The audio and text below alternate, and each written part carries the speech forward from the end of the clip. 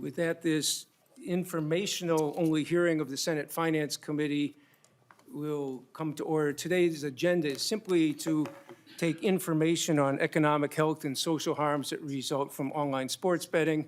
I very much appreciate, I see at least 4 or 5 of my colleagues online, and I know that we have some researchers from around the country who are online waiting to present, but until we can't get the audio from them. I believe they can hear us, but we cannot hear them. And so what we're going to do is I'm going to move down, skip the 3, until as soon as they get back, we will have them on. But if not, if I'd like to invite Les Burnell and Matt Litt to present first. They were, well, you can both introduce yourselves and your titles, and welcome to the committee. Please identify yourself. And again, I want to stress to Senate members and so on, this is not a hearing on any of the bills. And as the legislature's considered sports betting over the years, I think there have been over 30 hearings over the last several years between House and Senate, all of which understandably focused on the specifics of legislation. And they also talked about who profits from sports betting. Unfortunately, none of them have focused on the health, economic, social harms that can result on Minnesota families and so on. And I'd like to, one more preface, and that is, I think we should be clear that sports betting right now, whether it's with friends or neighbors or strangers, it's currently legal in Minnesota. If you chose to bet on the Vikings-Lions game last week, you were perfectly free to do so. What we're talking about legalizing is the sports bookmaking industry, where people can come in and profit off of those bets and the harm that that causes. And so with that, if you're willing to start your presentation now, I'd appreciate that, and we'll go back to the researcher as soon as we can get our sound back in place. So who wishes to begin? All right. Good morning. I'm Les Burnell. I'm the National Director for Stop Predatory Gambling. We're a national nonprofit organization in all 50 states in this country, and our mission is to stop the practice of predatory gambling, prevent more victims, and really take the effort to end these business practices that are harming millions and millions of American families. And you want to just quickly introduce yourself, and then or you want me to keep going? Yeah, that sounds good. So thank you, first of all, Senator Marty, for inviting me to speak this morning. My name is Matthew Litt. I'm an attorney licensed to practice in New York and New Jersey. I became involved in stopping predatory gambling, manipulated gambling, approximately right after the pandemic, 2020, 2021. And I'll go into that a little bit more as we go through the testimony, how I got here. But because of the high-profile cases that I've brought, I receive phone calls and emails from addicted gamblers and their families all across the country every single day. I'm hearing stories about the personal and financial harms involved with sports betting. Okay, thank you. All right, so our agenda with you today is we're going to briefly cover we have a few points here, a few slides to go through with you. Our agenda is we're going to define predatory gambling. We're going to talk about the so-called will prevent illegal gambling ruse that is this phony narrative to push sports gambling in this country. We're going to get into the facts around VIP programs. We're going to focus on the deceptive tactics of gambling operators to minimize the perception of danger. We're also going to have a discussion on the lack of legal accountability that these gambling companies have for the harm that they cause. We're going to have a little focus on the third-party harm that's brought by online gambling operators. And the last couple of things here, we're going to focus on the metastasizing epidemic of teen and young adult gambling that is going across this country. And then we're going to look at what regulated gambling really looks like in Minnesota today. When we hear the term, we're going to regulate this. Forget what we're talking about in the future with sports gambling. Let's look at what quote-unquote regulated gambling already looks like in Minnesota. So we have a few slides to talk about that. So with that, I'm going to get right into how we define predatory gambling for those of you who are new to that language, who don't understand what that phrase means. So I'm going to start with what predatory gambling is not, all right? Because gambling interests will stand up here and say, look at all this illegal gambling happening. So what predatory gambling is not, it's not the Friday night poker game. You know, it's not bingo nights at the local Catholic parish in your district. You know, it's not the Super Bowl office pool. It's not your March Madness bracket. And it's not having a friendly wager on the golf course. Those are social forms of gambling. There's no house involved. Those are social forms of gambling.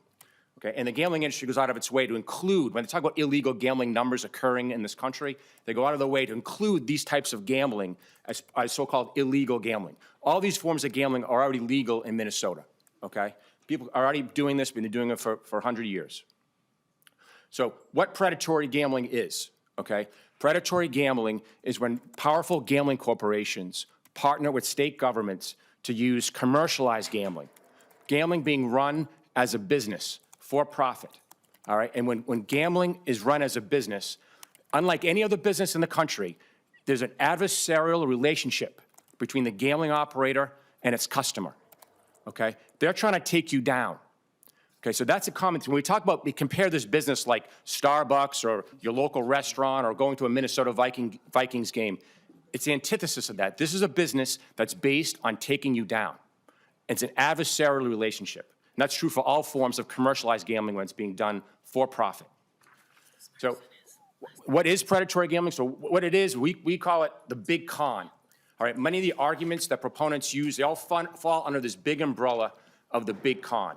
And what it really is at its core is, and you see these images, it's what predatory gambling truly is, it's taking a known, dangerous and addictive product and then blending it with a fraudulent and manipulative financial scheme.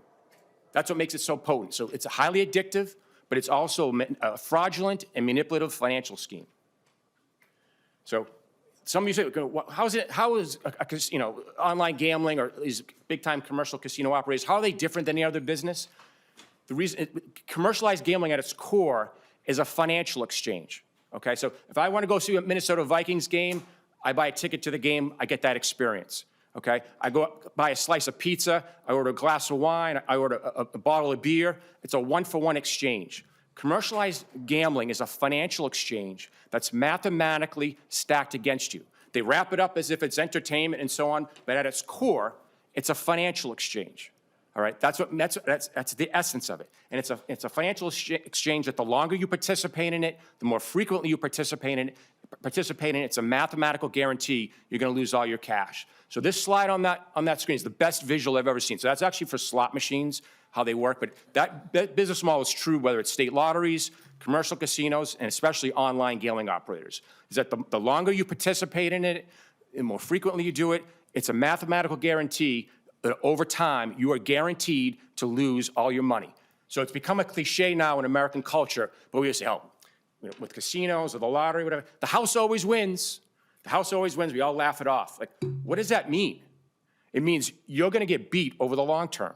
And that's what makes it different. So when someone says like it's investing in the stock market, you know, if you put $10,000 in the S&P 500 index fund or $1,000 in an S&P 500 index fund, over the next 30 years, that money's going to grow.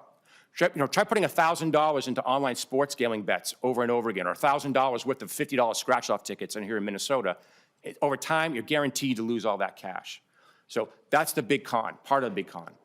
And then the other big part of the big con, it's going to be part of this debate here in Minnesota and across the country, is like, hey, Les, I hear you on all those facts, but we're making money from this. Like, we're paying for school teachers, road construction, environmental protection, you name the social good, we're tying gambling revenue to that.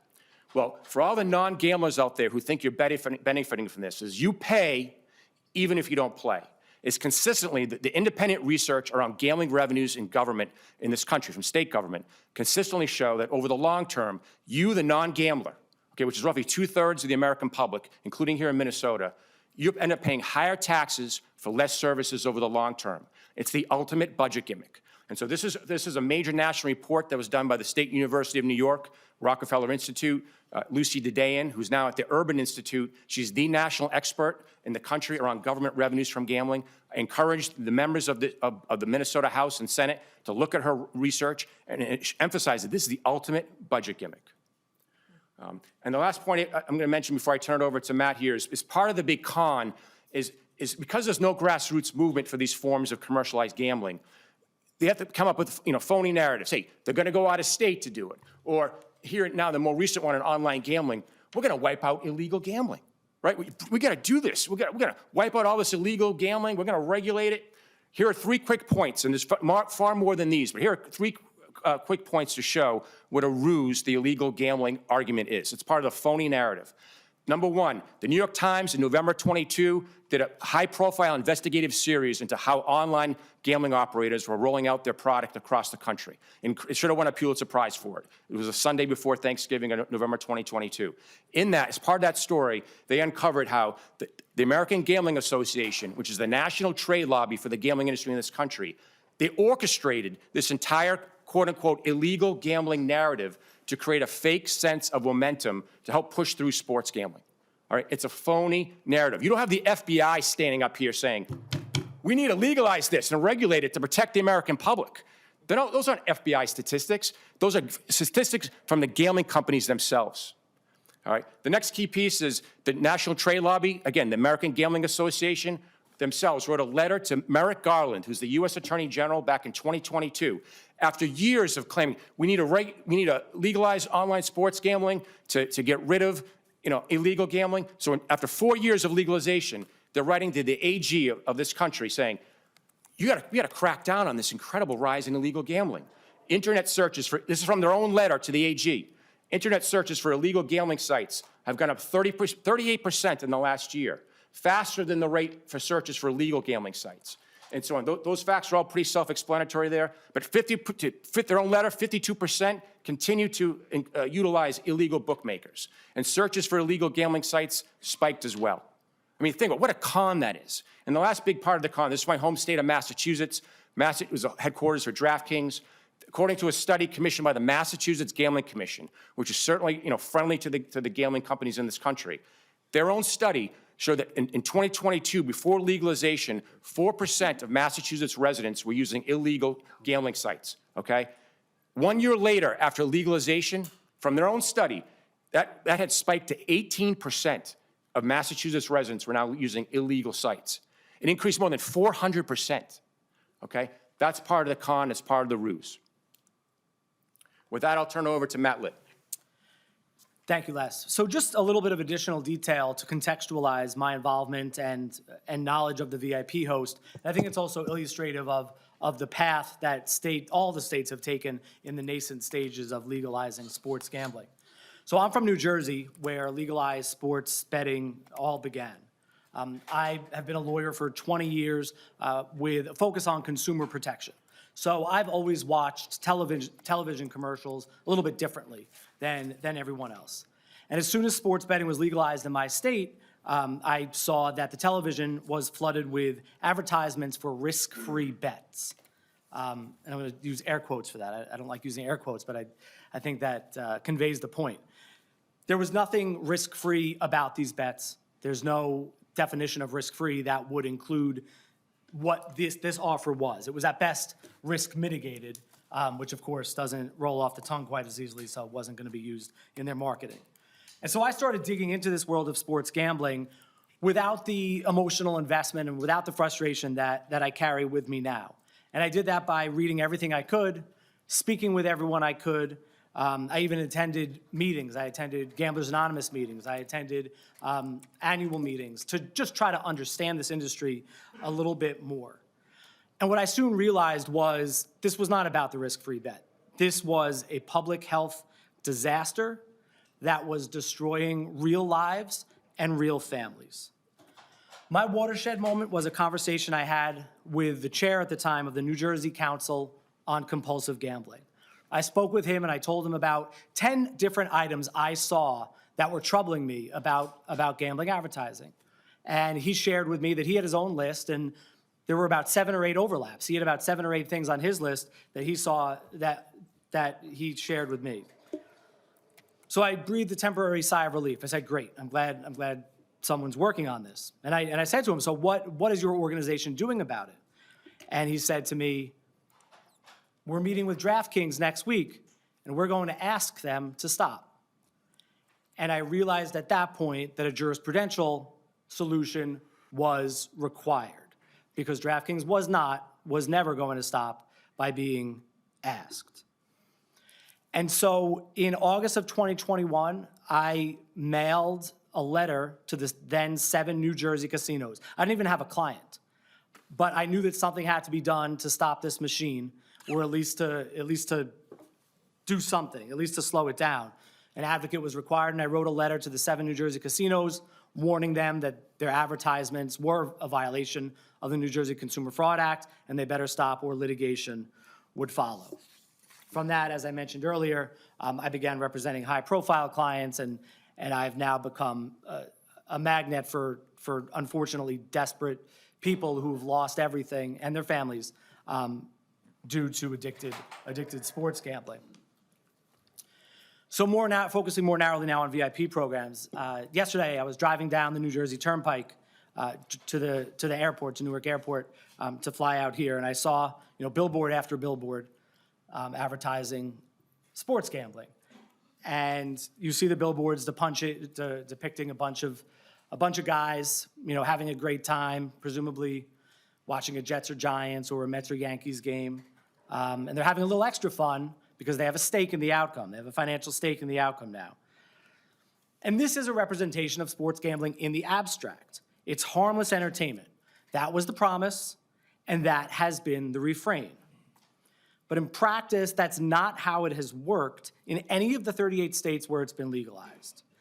And the primary cause of that, in my opinion, is the VIP host.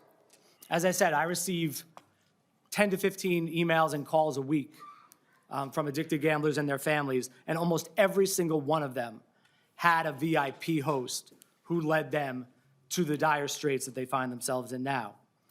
A player is given a VIP status and assigned a host when their deposits exceed a certain amount.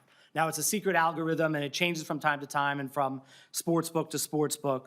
But basically, if you make one large deposit or a series of large deposits over a period of time, you achieve, and I'm using that word loosely, but that's the word they use, you achieve VIP status. And then you're assigned a VIP host. The level of deposits is in and of itself a sign of problem gambling and should be addressed as opposed to faux rewarded, but it's not. It's given a VIP host.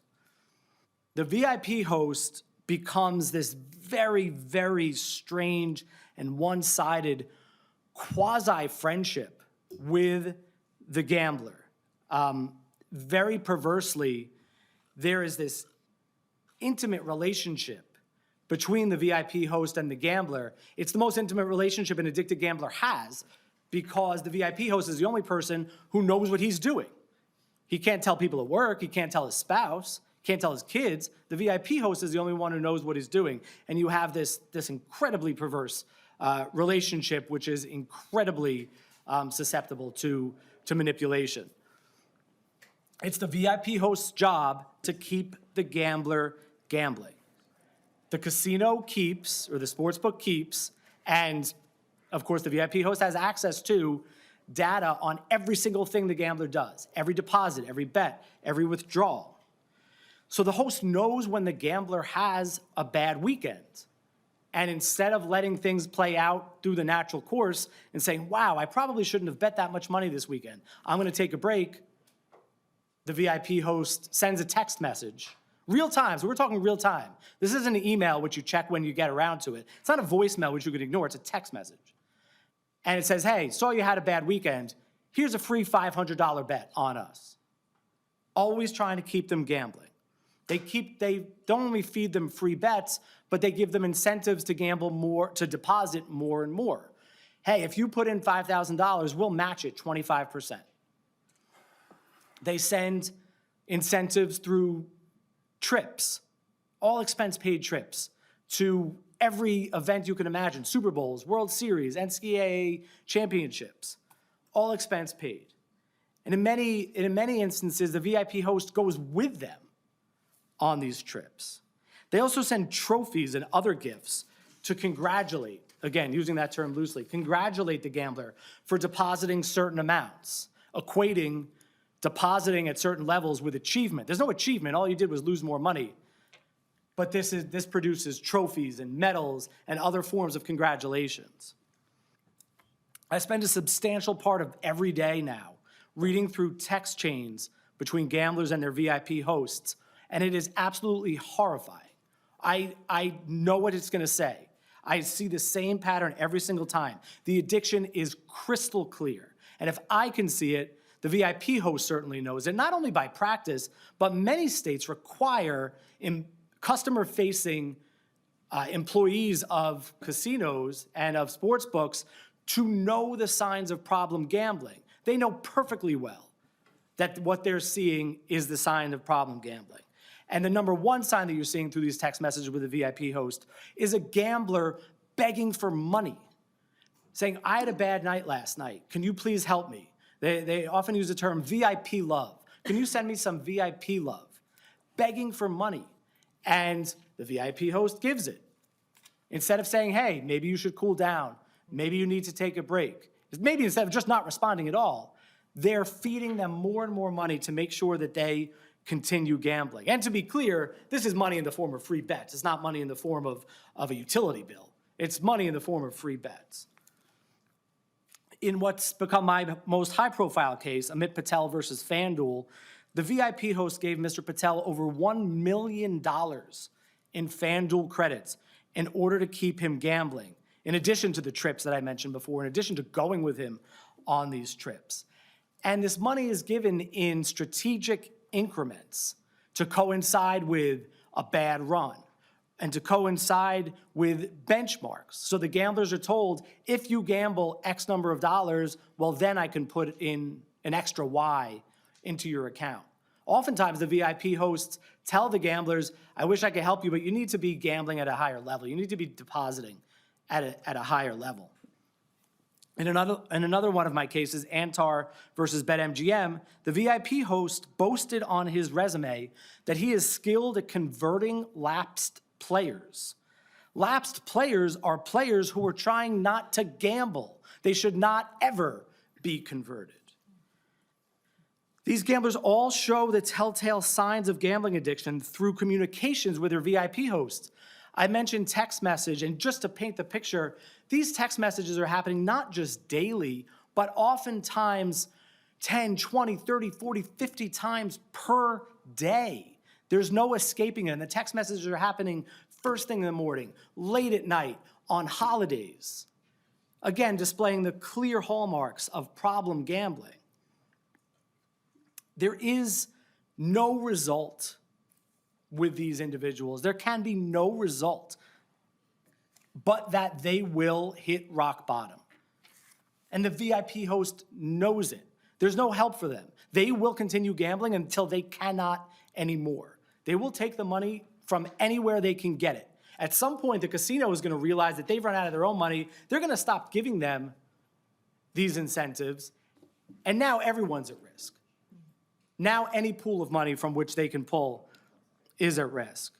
And I think it's important to be clear that through the hundreds of people I've spoken with, there is no profile of the addicted gambler who's susceptible to the VIP host. There's no way to know who it is before they fall into the addiction.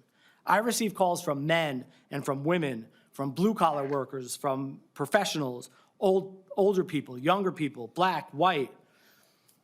As an example, there's an article from the Wall Street Journal from last February 2024, a woman named Kavita Fisher, a psychologist who knows what the signs of problem gambling were. She knew she was a problem gambler, but she couldn't stop it. She fell into addiction. She fell into the VIP host trap because he kept giving her what she needed until she ran out of money, and then they walk away. I'm asked all the time, and it's an important question. Isn't it the gambler's fault? Aren't they responsible for themselves? Of course they are.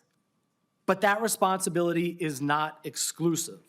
The casinos, through their VIP hosts, take an active role in the addiction, turning minor mistakes into catastrophic financial events for people and their families. And I think it's incredibly important to draw the distinction with VIP hosts between active and passive involvement. It's not, please don't take away from what I'm saying today that the casinos, and maybe they do, what I'm saying is it's outside the scope of what I'm talking about here. I'm not complaining that the casinos don't save addicted gamblers from themselves. What I'm saying is that they are taking, through the VIP host, a very active role in the addiction. And I think that's a critically important distinction. One of the things that's so frustrating is that there is a blueprint for at least mitigating this damage, but it's a blueprint that no state in the United States is following. It's in the UK, it's in Ireland. They're years ahead of us, where some of the same casinos that are in the United States have voluntarily curtailed their VIP programs because they saw the damage it was doing over there. But they refused to do so here in the United States. And there hasn't been a state yet who's had the guts to make them do it.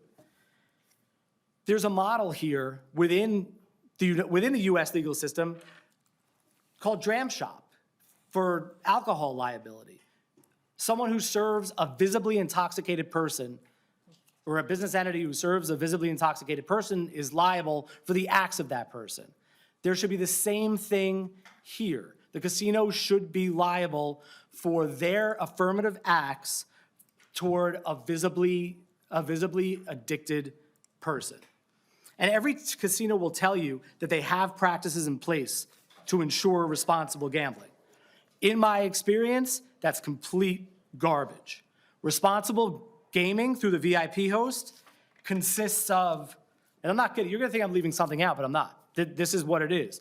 They will ask someone who's been identified or red flagged as a potential addicted gambler, they say to them, are you gambling within your means?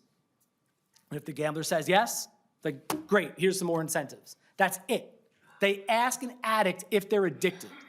And if the addict says no, which every addict does, they can proceed. They'll even send incentives while the question's pending.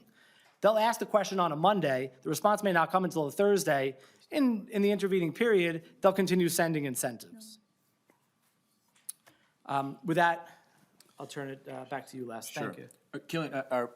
Elspeth, there's a way to get our slide back on the screen real fast. So just fast on the data point on responsible gambling, 75% of the players, the question I love to ask anyone who stands up, the gambling interests, they say, how much money do you make from people who practice so-called responsible gambling behavior?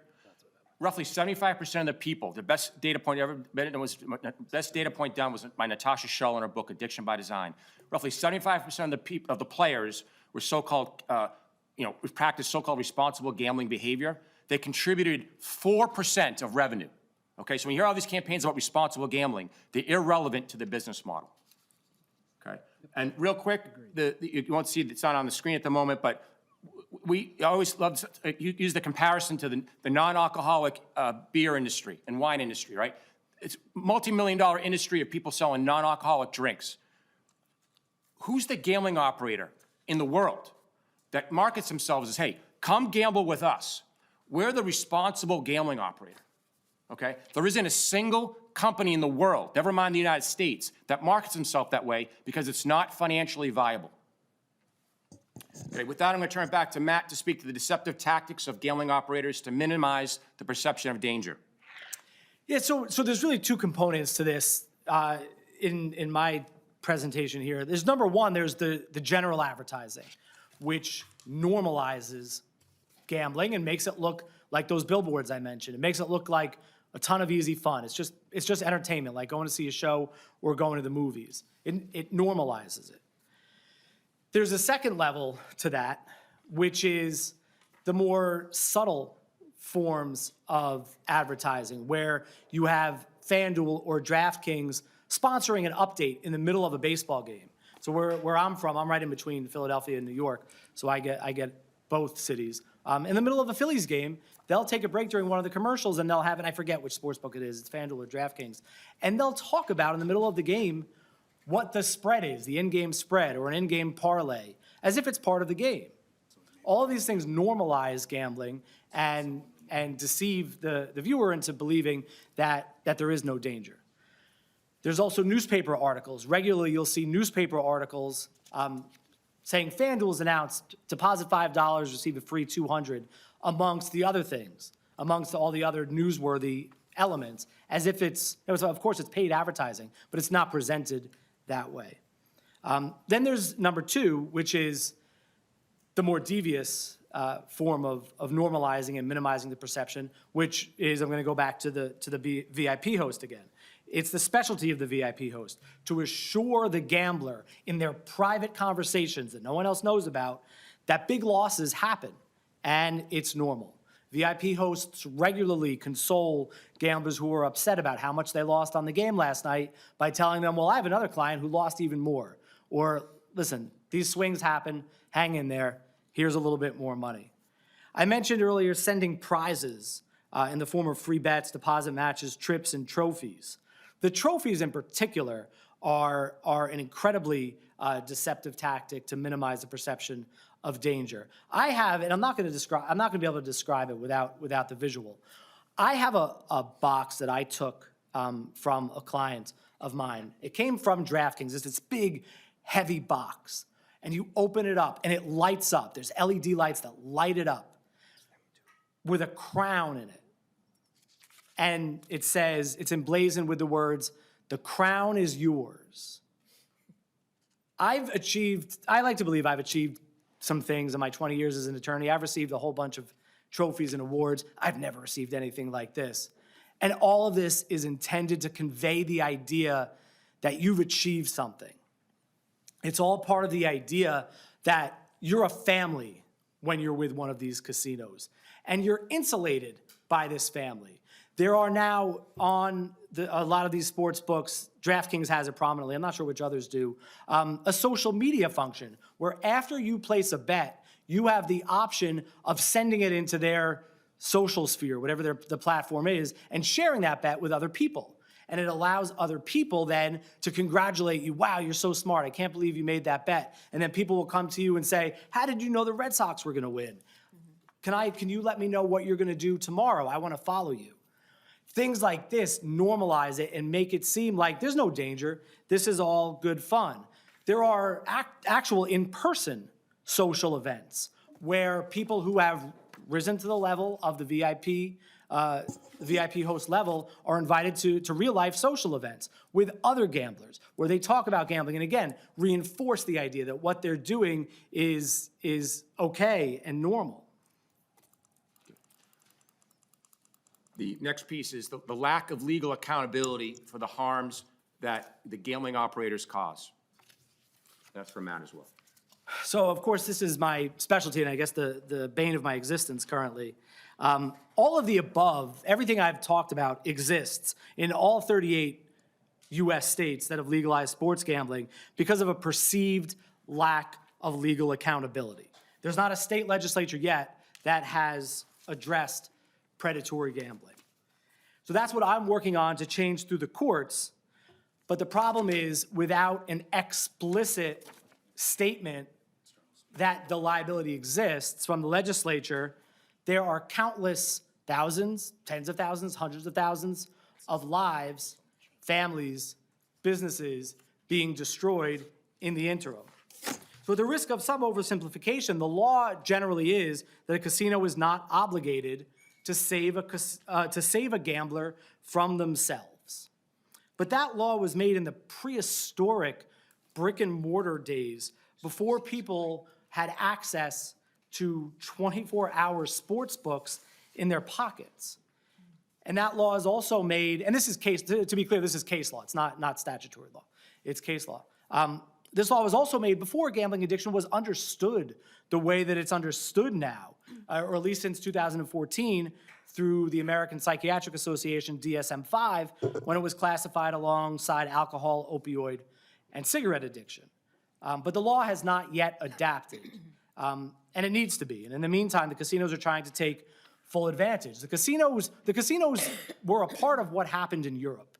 They know that there comes a point, maybe 10 years from now, where we're not having this hearing. We're not having this conversation because everyone understands that gambling is as addictive and dangerous as opioids, tobacco, and alcohol.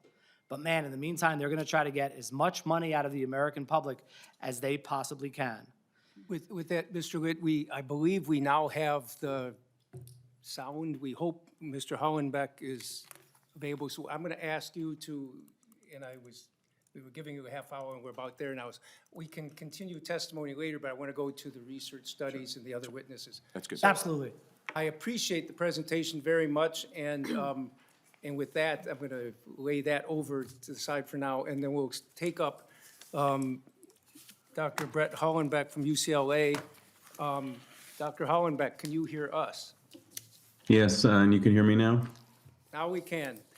Thank you. So, and Mr. Hollenbeck, we appreciate your being with us, and we're very sorry about the long delay because of the sound. But if you could go ahead and start your presentation now, that'd be very helpful. Sure. Yes, and thanks for the invitation. So I'm going to summarize a recent working paper I've put together with my co-authors at USC. And we're motivated by the recent expansion in sports gambling. I don't think I need to tell this audience the details of that. And by prior academic literature, which finds that among people who participate in gambling, a small but significant proportion develop problematic gambling habits, which lead to financial stress and other negative outcomes. And also by the ongoing policy debate that I'm sure you're familiar with. In particular, we're interested in whether or not we can learn about some of these policy choices, in particular the use of in-person betting or the use of online or mobile betting. So in our paper, we study the impact of the spread of legal sports betting on consumer financial health in particular, that is longer run indicators of financial health. And we look at variation across states in policy choices, in particular the choice of allowing online betting, and see how that impacts the impact on consumer financial health. So we use this using a data set called the University of California Consumer Credit Panel, which is available to researchers at the University of California like myself. What this gives us is a very large and representative sample of U.S. households, and the data that we observe on these households are the same data that are observed by a major credit bureau. So it's things like credit score, your credit card accounts, potential delinquencies, loans that are held, delinquencies on those loans, other debt collection activity, and some demographic information. And we take from these 7 million, a subset of those who are not moving across state lines and are active during the whole period, and we end up with a sample of about 4 million people. And we follow these people for 7 years, from 2016 to 2023. And the goal of our research is to look at states that legalize sports betting and compare the people in those states to people in states that either have not yet or never legalized sports betting, and track their financial outcomes and make this comparison to see what the effect of having legal sports betting available to you is on your financial outcomes. All right, and then secondarily, we split states up into two groups, and I'm trying to visualize this here, which is states that only allow in-person betting, which is, I think, 7 or 8 states, and then those that also allow mobile betting. And some of those that allow mobile betting implemented that at a later date than they implemented in-person betting, and so we're looking at that as well. So we're going to estimate what we hope is the causal effect of having legal sports betting in your state on your financial outcome variables. And we're going to focus on two types of what we would call treatment, which is any type of sports betting being allowed in your state. We call these all treated states. And then states that specifically allow online or mobile betting. And for these, like I said, we're focusing on the states that allow that, comparing them to the states that don't, and looking at the different timing of implementation. And the outcomes we're going to look at are overall financial health, indicators of excessive debt, and then access to credit. So I'm just going to show you all these results one by one in a visual format, so hopefully you can see these plots. So these plots show what happens to these financial outcomes after sports betting is allowed, either for, in the red line, the case of any type of sports betting, or in the case of the blue line, particularly the presence of online sports betting. And Dr. what you should Hollenbeck? look at is whether these lines diverge after the dotted line, which is when that takes place. Okay, so in this first plot, we're looking at credit scores, which are a summary measure of credit worthiness. And what we see is that there's no difference between the people in the states that are not allowing gambling and the states that are allowing gambling up until that point when it becomes legal. And then we start to see a negative trend in credit scores for the states that are that have legalized gambling. And then this effect is about 3 times larger for the states that have online betting compared to the states that only have in-person betting. All right, so we see by the end of about 3 years after sports betting becomes legal, there's a significant decrease in the average credit score. All right, so I want to stress that these are the average for the full population. There's nothing about the credit bureau data that allows us to identify which individuals in the data are actually participating in gambling.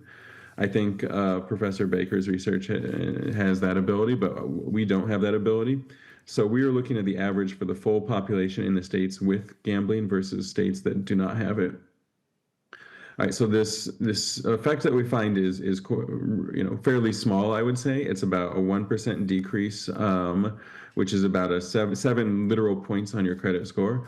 But I would also stress that small effect is measured over the full population, and we don't expect that the majority of people in the state are even participating in legal gambling, let alone developing problematic habits. So it suggests that for the people who are potentially problem gamblers, they may be experiencing a very large decrease in their credit scores, so much so that it shows up in the average for the full population. Next, we look at the use of debt consolidation loans. So this is, a debt product that is used by people who have so much debt that they feel like they would benefit from consolidating it. And it's an indicator of excessive debt. Again, we find now an increase in the use of debt consolidation or potentially excessive debt. And this is on a small baseline, but the percentage change in the use of consolidation loans is about 9%. We also look at bankruptcies. Bankruptcies are rare events. Most people are not going bankrupt in any given quarter. We find, however, a fairly large percentage increase in the likelihood of going bankrupt. So we're just going from one small likelihood to another small likelihood, but the percentage increase in that likelihood is actually quite large. We measure it as about 27%. And again, if you look at this figure, you'll note that the increase is much larger. It's almost entirely in the states with online sports betting, whereas states with in-person sports betting allowed don't necessarily see any increase in the probability that someone goes bankrupt. We also look at the amount of debt sent to collections agencies. So this is another indicator of excessive debt if it's sent to collections agencies, meaning that it's sort of delinquent beyond the original creditor's ability to recoup it.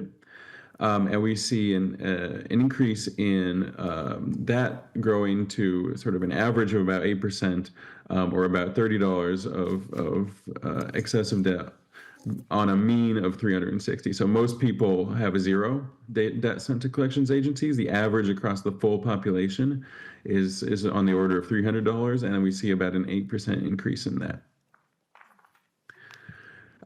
We also look at auto loan delinquencies, and we find a increase there. So we find a roughly 9% increase in the probability that an individual experiences an auto loan delinquency in a given quarter. Again, this is a rare event, but we find a large percentage increase in this likelihood. And when we look for credit card delinquencies, we do not find an effect there. It's possible even after several years that this decreases. We're a little hesitant to interpret that decrease after 3 years, but that is what it looks like. And then the last things we look at are measures of credit access. So in this plot, I'm showing you the cumulative credit card limits available to consumers in these states. So we're testing to see if credit card companies are reacting to the implementation of legal sports betting by reducing credit card limits to prevent some of the negative outcomes we've seen before, or sort of fend them off. And we actually do see decreases in credit card limits available in these states, suggesting that credit card companies, either by targeting individuals who are engaged in gambling, or by targeting people who have the sort of demographic profile of gamblers, are seeing reduced access to credit. And then in a similar vein, we look at the ratio of secured to unsecured loans as a measure of credit access and the ability to get loans. And we see that this ratio increases, suggesting, again, that people are finding it a hard time to get unsecured loans. All right, this table simply summarizes the results I've just shown you in visual form, and I will conclude by summarizing. So we do see evidence that legal sports betting decreases consumer financial health across a range of different indicators, with the much larger impacts coming from the ability to place bets online or through mobile apps compared to offline or in-person betting facilities. These average effects are usually quite small, as we would expect, given that we're measuring across the full population and not for individuals who are gambling necessarily. But the cumulative effect of some of these is still quite large. So our back-of-the-envelope calculations suggest that the increase in bankruptcies would translate to about 30,000 additional annual bankruptcies, or an additional about $8 billion in debt sent to collections agencies across these states that have legalized it. And I should note, we've looked a little bit at demographic heterogeneity and have found some suggestive evidence that young men are particularly harmed, but mostly these results are inconclusive. So I will conclude there. Thank you, Professor Hollenbeck. I had two real quick questions. I want to move quickly, but on the access to credit, you said the impact on credit card limits. You said that was, these reduced amounts were statewide in those things, or was this for people who were profiled as gamblers? Yeah, so these are, again, average effects for the population. So we see average credit card limits decreasing in these states, and we cannot tell from our data whether how those credit card limit decreases are targeted, whether they're on the basis of demographics, of past spending, or of the credit card companies literally observing you using betting apps and therefore being less likely to extend credit to you. Thank you. And the other one, real quickly, on your bankruptcies chart, the 27% increase. In other words, if I'm in a state that has legalized online sports betting, the average bankruptcy filings increased by a quarter over several years? Statewide, in Yes. other words, not just for gamblers, but for statewide, the bankruptcy rate. Yes, yeah, yes, that's the correct interpretation. Any other questions, Kalimi? If not, thank you very much, Professor. I really appreciate that. I will stop sharing my screen, so. Thank you. I think this is first, I don't know if you've presented elsewhere to other legislatures, but I appreciate your being with us this morning. Yeah, my pleasure. Professor Scott Baker from Northwestern University, are you able to hear me as well?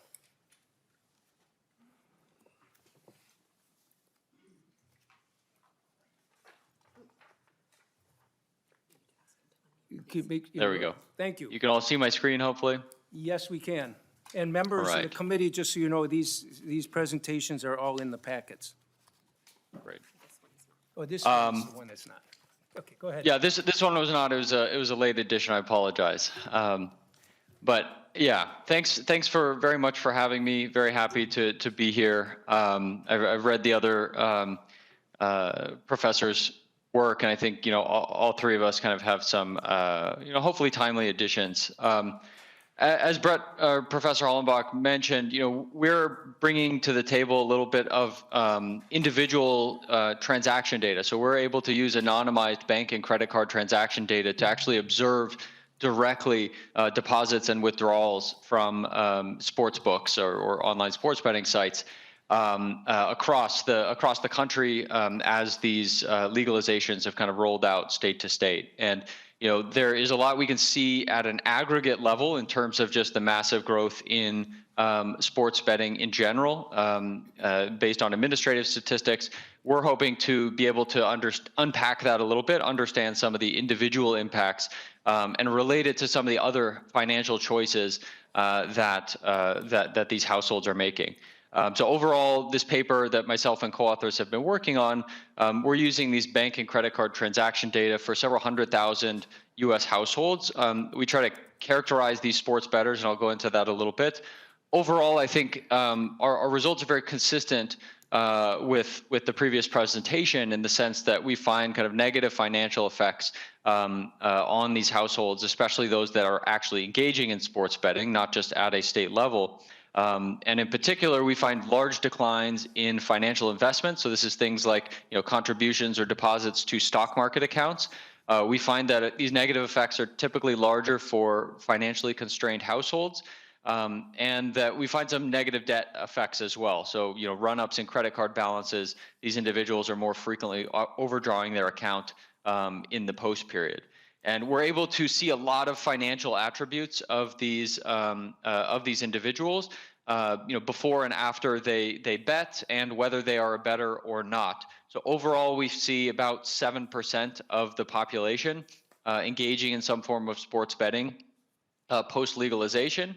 And we find that bettors and non-bettors are pretty similar in terms of income, savings, and debt. So it's not just people who are already financially constrained engaging in sports betting, but a pretty wide swath of the population.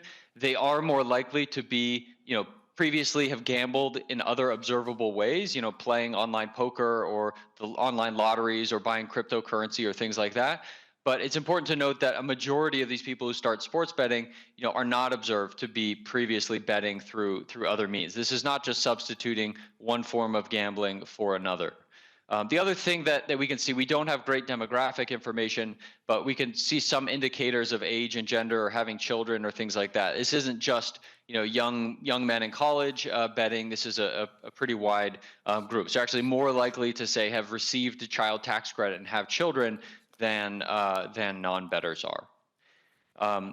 We're also able to dig into some of the aggregates a little bit. We find that most people are not depositing money once. Most people are depositing into the sports betting apps multiple times. About 40% over 10 times in our sample, and this is kind of growing because a lot of these state legalizations are pretty recent, and we only have data up to kind of mid 2023. So for some of these states, we only see a year or so after legalization. And people bet very persistently. So, this is looking at the probability of depositing money again from your bank account to a sports betting site each quarter after your first bet. And so, by mechanically, that's 100% in the first quarter, but then, every other quarter since then is basically 50 to 60% of people are choosing to, make another deposit in that quarter. And so this adds up. This is kind of a cumulative graph, based on the first deposit. Over the next few years, they're typically depositing, 8 to 10 times that on average. And I think, some of the previous witnesses have said, this is a very concentrated kind of, problem, or a concentrated group of people. There's a, 2/3 or 3/4 of people are betting relatively small amounts, maybe putting in money once, but this is extremely skewed in the top decile, the top 10%, the top 25% are putting in thousands and thousands of dollars, and that kind of continues to grow over time. We also find that this is kind of exposure is higher for lower income people. They're betting bigger fractions of their income, or depositing bigger fractions of their income relative to high income bettors, and this is kind of persistently true over time post legalization. We're using some kind of basically trying to compare states that have legalized with states that have not legalized, or individuals that are prone to betting with individuals who are not prone to betting, to get kind of a causal treatment effect. And we find large effects on other financial outcomes. So this is just looking at the amounts of betting over time before and after legalization. And there's not much betting going on before legalization, as you might expect. And then there's a big jump and a continued ramp up over time. And that's both new bettors starting to bet, but also existing bettors, or if you started betting in quarter one, you're kind of betting more and more over time. And so that leads to this large increase that's still ongoing. We'll see maybe when it plateaus for some of these states that have only recently legalized. One of our headline results is that this leads to kind of big declines in equity investments. And this is kind of across the board. It's not just in Robinhood accounts, but this is reducing deposits going to your Fidelity and Vanguard, long savings that are meant for kind of retirement or kind of long-term savings. Those start to decrease, and they decrease in sizable amounts, about a dollar per dollar. So every dollar of betting that we observe for individuals leads to about a dollar decline in net investment. And some of this is coming directly from the deposits being made to betting sites. Those increases in deposits to betting sites are not being offset elsewhere. This is not just a reallocation of a household's entertainment spending. We actually find that other sorts of entertainment spending, be it restaurants or cable subscriptions or like going to sports games themselves, increases alongside the betting. And so this kind of displaces some of those longer term investments. We also, as I mentioned, find that this falls disproportionately on individuals who are already constrained. So if we look at people who had lower levels of savings or who had been overdrafting in their checking accounts prior to gambling legalization, we find that the effects are much bigger in those households. And then we find very consistently with the previous presentation that some of this falls through into their kind of debt and credit balances as well. So there's kind of a reduction in financial health across the board. Credit card balances go up, and overdrafting activity, so overdrawing a checking account, increases after gambling is legalized or after people start betting. So I think overall, this. Gambling is obviously very, popular pastime, but I think, we have to consider some of the financial ramifications for households. We do find some reductions, quite sizable reductions in investments, which is often something, state and federal governments are trying to really encourage. And a lot of this burden seems to fall on more financially constrained households who might already be struggling in other things. And I 100% agree that the vast majority of this effect is seen in places with mobile sports betting rather than on-premises or in-person sports betting. And I think that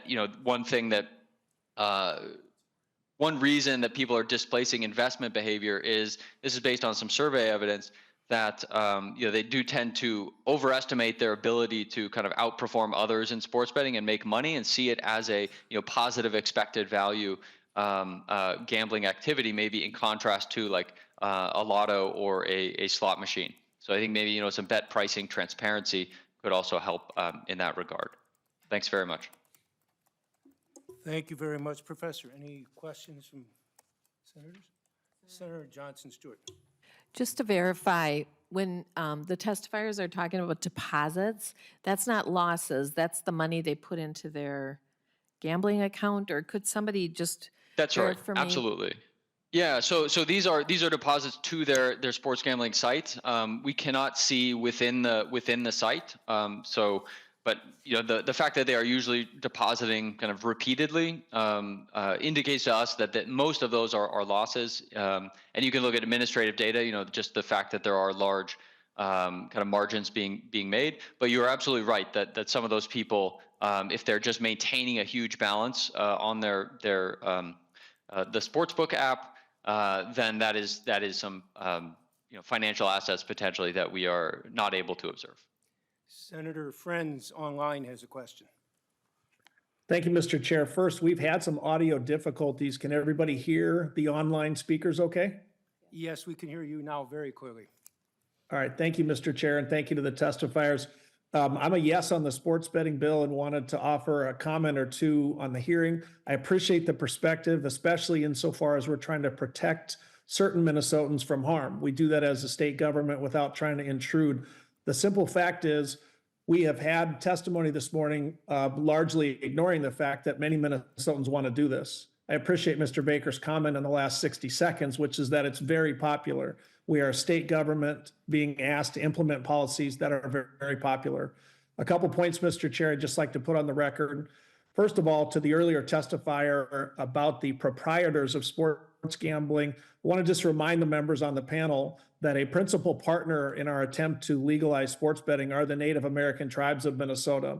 And to the extent that the testimony was that they were trying to take people down, that it was a big con, I think we should consider a little more nuanced language. I think those Native American tribes are tremendous partners and who consider themselves to be responsible purveyors of sports betting if it's legalized, and currently casino operators that are sensitive to those 1 to 8% of Minnesotans or patrons who have some issues. I guess, at the end of the day, Mr. Chair, I think what we should have as a goal is to see a bill passed that responsibly addresses the latest concerns that states have. I appreciated the candor in the testimony that 1 to 8% of gamblers are so-called problem gamblers. I think we should focus on them, how to protect them and how to help them. I'm open to the discussion as an author of the sports betting bill with Chief Author Senator Matt Klein to how we can do that. If we accept those numbers, I hope we will likewise accept that 92 to 99% of Minnesotans would not fall into the category. And for those, especially those in my district who've been urging passage of sports betting, my answer is we are trying to do it in a way that's responsible and respect those harms. At the end of the day, I think what many Minnesotans are asking are simple questions like, you can legalize marijuana but not gambling? And the question of whether the government is taking too many steps to impinge on the freedom of Minnesotans. With that, Mr. Chair, I do appreciate the hearing. I appreciate the testimony. Look forward as an author of the bill to working with every member of the Senate and the House to see what we can do, and hope that we'll continue to take responsible perspectives on what the entire state is talking about, including the basic fact that a lot of Minnesotans want us to do this. Thank you, Mr. Chair, and thank you, members.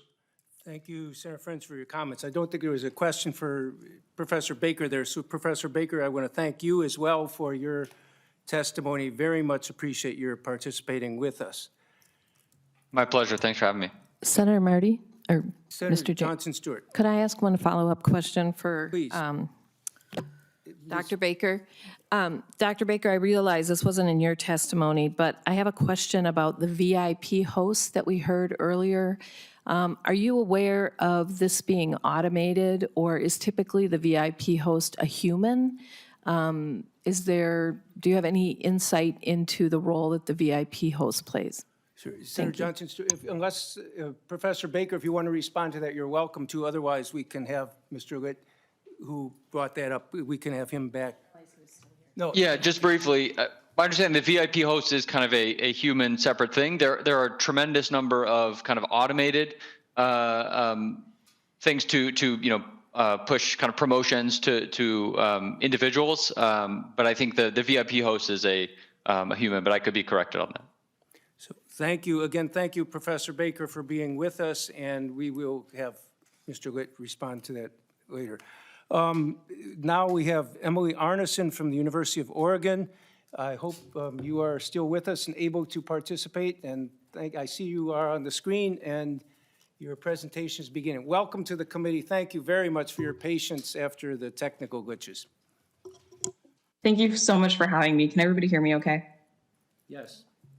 Awesome. So my name is Emily Arneson, and I am a PhD candidate in the economics department at the University of Oregon. This is joint work with another PhD candidate in the economics department, Q Matsuzawa. And today I'm going to talk to you about sports betting legalization and what it can do, not in financial terms, but in potential crime terms. And so what we look at, and I always preface when I talk about this paper, is it is a sensitive topic because I will be talking about intimate partner violence. So I just want to put that little asterisk before I begin.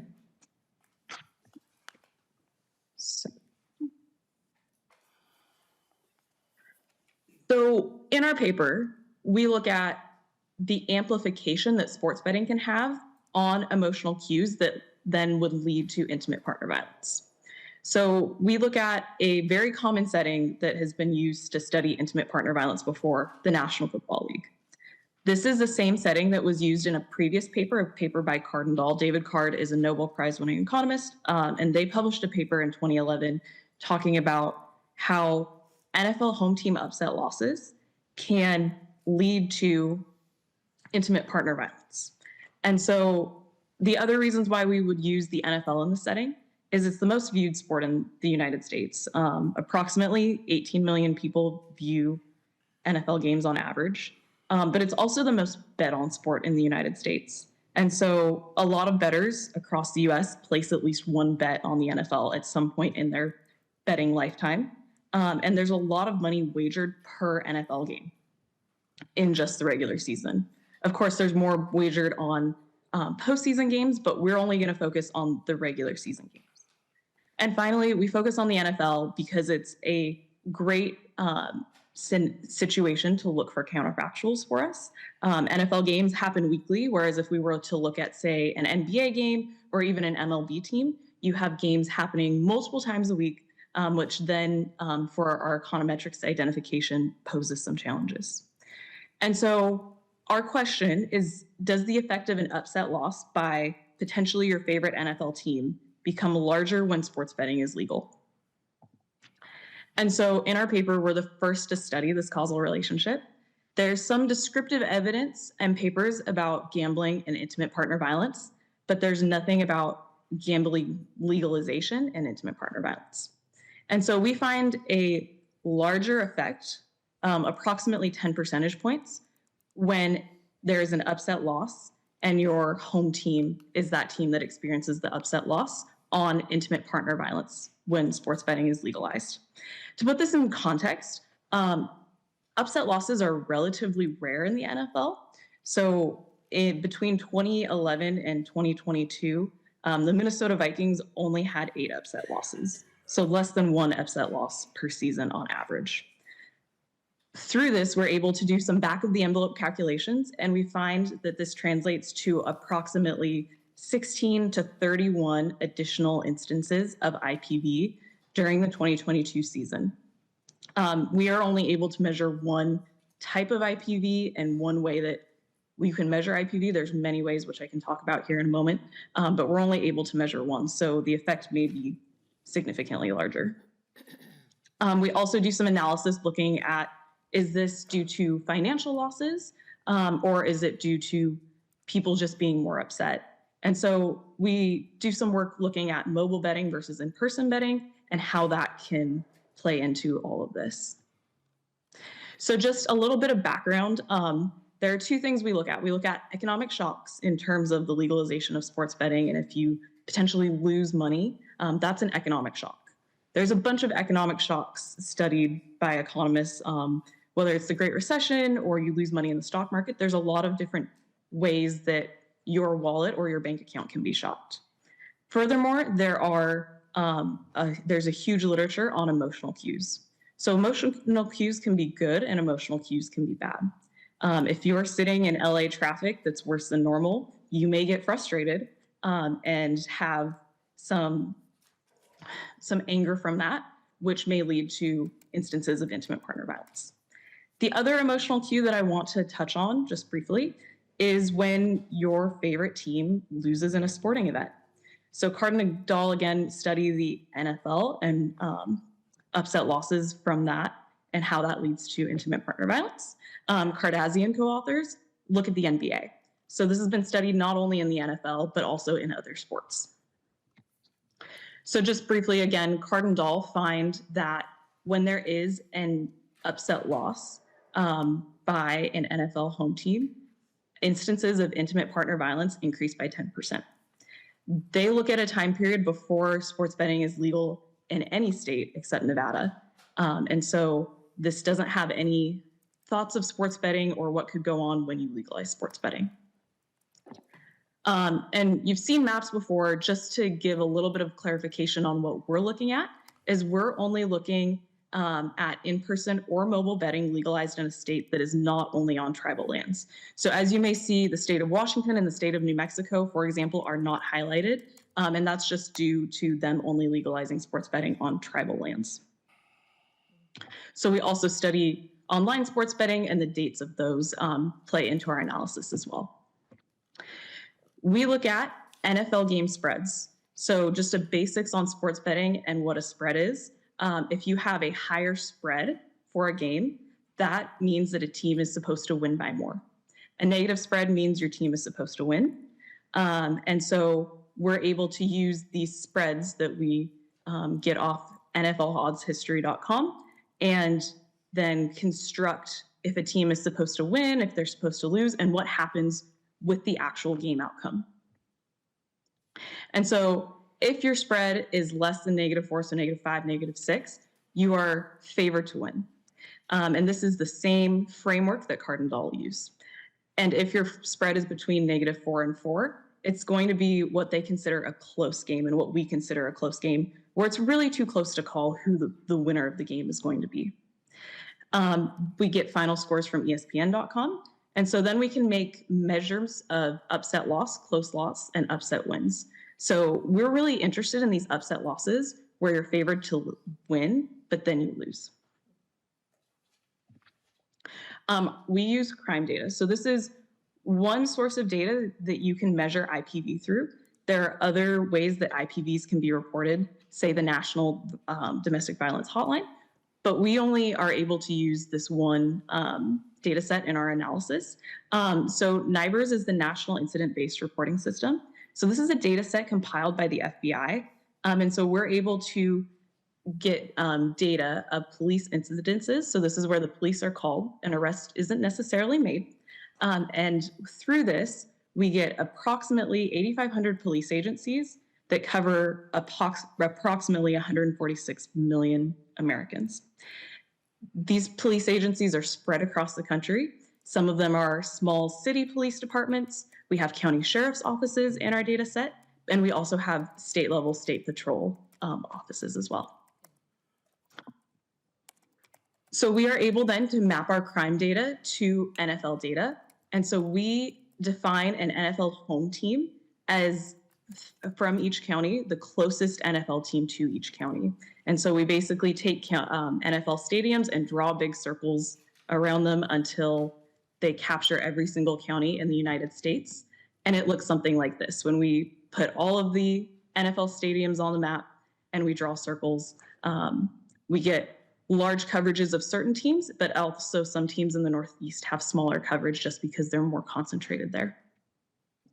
When we include our data on IPV incidences, that leads us to keep the counties that are highlighted here in color. So all of these counties have some police agency reporting under NIBRS. We use an empirical strategy that is a tried and true econometrics empirical strategy, a two-way fixed effects model. Basically, we are comparing states that have betting. We are looking at when a team experiences an upset loss versus on a Sunday versus a Sunday when there is no NFL game played during the NFL season. We make some assumptions, and the biggest assumption that I want to draw your attention to is people have changed their gambling behavior since the legalization of sports betting. So we want to assume that in our model, people actually are uptaking and deciding to sports bet through this. And so there's a lot of statistics I could throw at you, but the other thing I wanted to highlight is what happens in Google Trends. So we get data from Google Trends. So Google releases data on searches. And so we're able to look at monthly search by states and how it increases for a bunch of different terms. So I've highlighted here two terms, sports betting and sportsbook. As you can see, the 0 and the dashed red line, that's when sports betting is legalized in a state. And the searches, both for sports betting and sportsbook, increase. Sportsbook, after the legalization date, there is a persistent effect of people still searching for it. And so that's something that I wanted to highlight here, is there is a change in the behavior or the interest of people within the states. When we estimate our model, what I want to draw your attention to is that second row. And that row shows us the percentage increase in instances of intimate partner violence when there is an upset loss and betting. And so really the framework to think about here is if you had a state and they just had an upset loss, you can look at that first row. But when betting is legalized, then we see approximately a 10 percentage point increase in instances of intimate partner violence. We do a little bit of heterogeneity analysis, and I'll get to that in a second. But the first thing I wanted to talk about is this just a displacement effect of crime. So maybe these people were going to commit crime anyway, and maybe they were going to potentially get in a fight in a bar instead versus get in a fight at home. And we don't see that. We actually see, and we haven't dove into this completely, but we actually see bar fights going up also as a result of the legalization of sports betting when there is an upset loss. We don't see that other assaults are going down significantly, which is also just something to note through our analysis. We look at the difference, and this has been talked about today a couple of times, but we look at the difference between the effect when you have mobile betting versus in-person betting. And we really see that our effect is driven by the legalization of mobile betting. So when there's an upset loss in the legalization of mobile betting, intimate partner violence instances increase approximately 18 percentage points. We look at different things such as market size. The median per capita handle, so that's the total amount bet in a state, we divide that by the state's population. That number is approximately $20 in our sample period. And so when we are looking at that, states that have more betting and more dollars bet have higher rates of intimate partner violence when there is an upset loss. We break this out by pay weeks. So we do a study of the first and third week of the month. If people are paid twice, we make this assumption that people are paid twice in the month, as income may be more salient then. And we look at what happens to upset losses then as well in terms of intimate partner violence. And there's approximately a 24 percentage point increase when there is a pay week. And then lastly, we look at this idea of if a team is persistently winning, or in our paper, we also look if they're persistently covering their spread. And so if they've won their past couple of games, people may think, oh, my team is on a hot streak and they can't lose. And so when they experience an upset loss, that emotional cue may be stronger. And we find evidence of that here, specifically when they won their last two games. And then there's an upset loss. We see that intimate partner violence instances go up by approximately 20 percentage points. And so that is all I have for you today. I really appreciate your time here, and I'm happy to take questions. Thank you, Ms. Arneson. Are there any questions from members of the committee? No.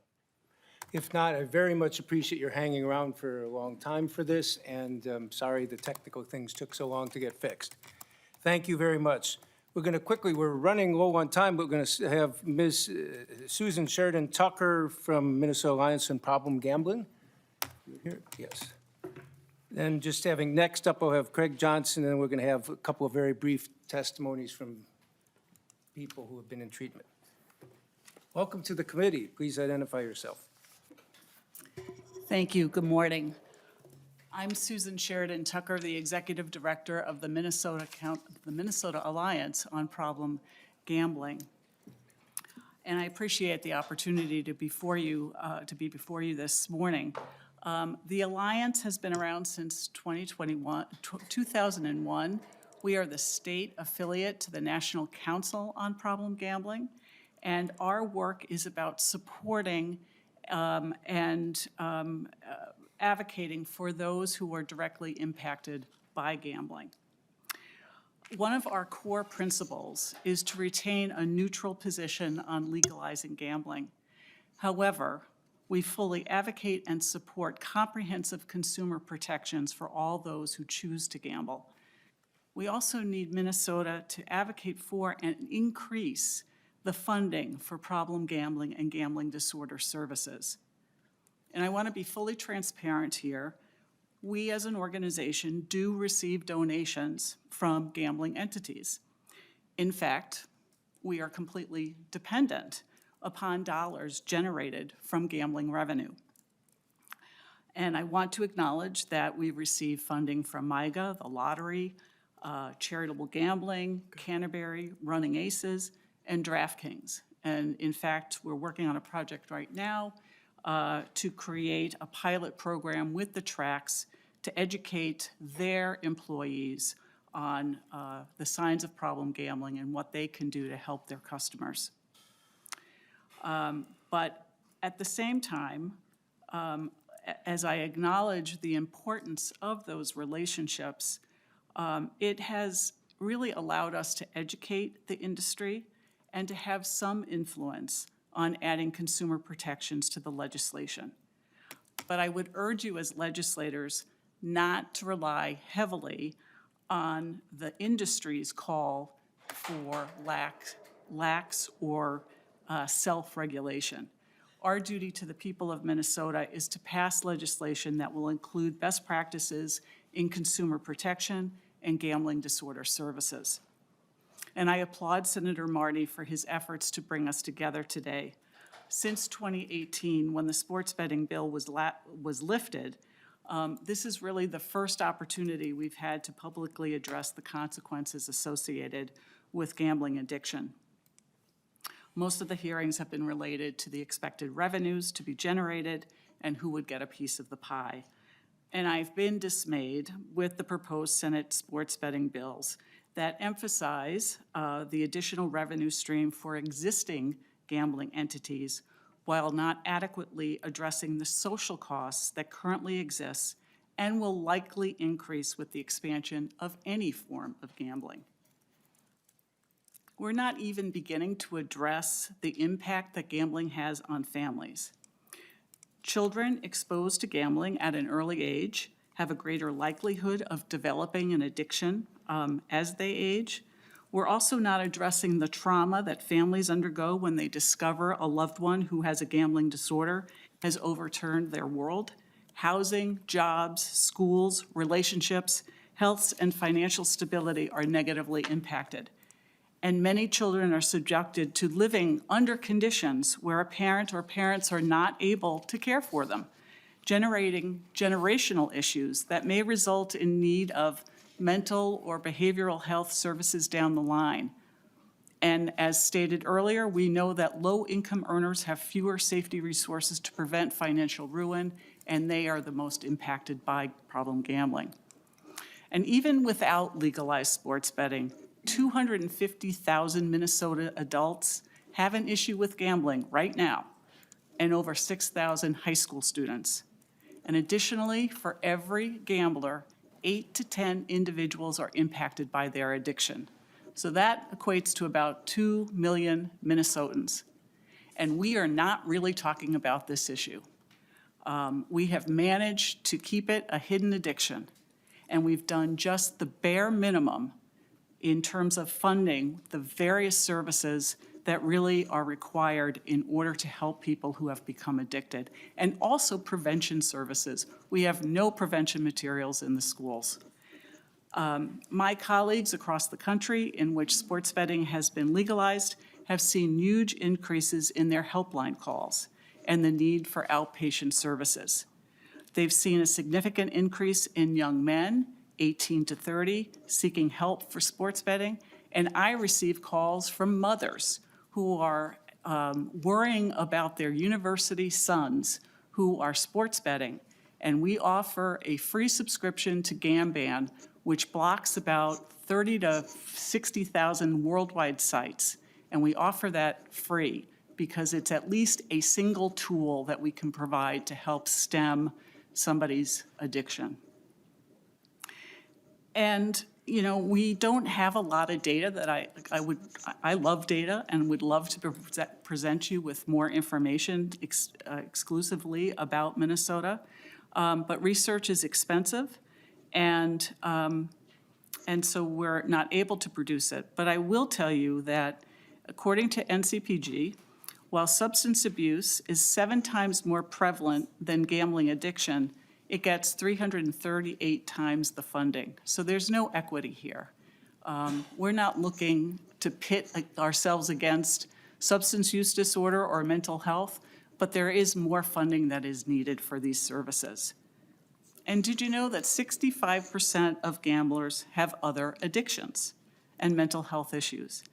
And yet we do no screening, and we don't train our substance use disorder providers or mental health providers. We have one school in this state that offers an elective on problem gambling in their LADC program. That is not sufficient. This is a workforce issue as well, as being a behavioral health issue. And so as, we have concerns about expanding gambling opportunities in this state. And you're about to hear some testimonies from a tiny source of people who have been impacted by this addiction. The time allotted will not do justice to their stories, but as I want you to be open and listen to and read their testimonies, and to set any preconceived ideas about what you have about a gambler. This is a real addiction. This isn't part of a moral failure or a lack of willpower. This really is an addiction. And we need to recognize it and see it as such. I know for many legislators in this state, this is not a front burner issue. And it seems like everybody wants to sports bet, so why not just pass it? Again, we're not for or against the legalization of it, but if we are going to pass a sports betting bill, we want to make sure that we have the best consumer protections available and to keep track with our regulations. There are tools available right now that could be instituted, and Senator Marty has done his homework and he is aware of many of those tools that are available. And as a state, we actually have an advantage right now because we've delayed the passage. We didn't rush in like other states. So let's really be thoughtful about this and take on the best consumer protections that we can do. Minnesota likes to pride itself in being the best and doing the best for its people, and I think there's great opportunity here as sports betting bills are considered. And so with that, I would just ask that you see gambling disorder and understand it as a real addiction, and that we remain committed to our mission to support and advocate on behalf of those who are negatively impacted. And I thank you for your time today. Thank you, Ms. Sheridan Tucker. I'm going to quickly call up Craig Johnson because we have several more people we want to go through very quickly. I'm sorry to how long it's taking for everything, but thank you, Ms. Sheridan Tucker, for being here and for pointing out all those issues there. Mr. Johnson, you are a treatment provider. Could you speak and introduce what's the Yeah, thank you. coming up? Mr. Chairman and members of this committee. Yes, I'm a certified gambling treatment provider at Club Recovery, which is in Edina. I'm also certified by the International Gambling Counselors Certification Board as a level 2 gambling treatment provider. I'm a state certified gambling treatment provider. And the class that Susan mentioned at Metropolitan State is a class that I teach. I've been doing this now for about 10 years. Treating gamblers. I'm a licensed alcohol and drug counselor as well. The effect of this disease on individuals is as profound as any addiction that you can encounter. The common question I get is, why can't they just stop? It's like any other addiction. They can't. A gambler will sit in front of a slot machine and throw $100 bills. Doesn't matter whether they're losing, they're in the game. The mental health issues associated with gambling disorder are profound. Most struggle with anxiety and depression. Many gamblers use gambling as an escape from, we heard the presentation on domestic violence, sorry. Also, there is a common co-occurring addiction that I see most often is either alcohol or meth use by gamblers, particularly meth use. You can sit in front of a slot machine for hours if you're high on meth. The most significant, I think, statistic is the suicide rate of persons that engage in gambling disorder, which is approximately 20% that either think about or have committed the act of suicide. In the last year, I have had 3 clients attempt suicide, 1 4 times, all related to gambling. So this isn't just a lack of willpower. It isn't just they don't know any better. It's a serious disease, which is chronic, and the best we can do with this is get it in remission. Thank you, Mr. Johnson. And I think some of the witnesses you have who are Yes. testifying by Zoom, some of them have been patients of yours? Yeah, absolutely. I think that those are more impactful. I could do this for hours, but that's not why you're here. Okay. So, Well, thank you very much You're for welcome. coming and for helping connect us with them. I'm going to quickly have, I think, about 2 to 3 minutes of testimony from each of several people. First one, because I know some of the online people have been trouble hearing. I'll call a person identified as Celia. Hello, I'm Celia. Are you able to hear me? Yes, we can. Please go ahead. Okay, thank you. Thank you for allowing me to join today.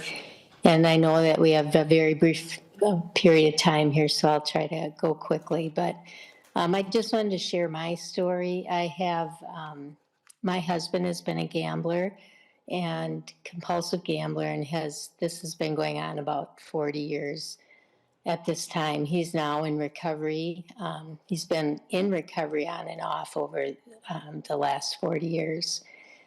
What I wanted to mention was a few things that at first, when you're dealing with this issue and you're young, you don't even know that, what kind of a problem is this? Is it a problem?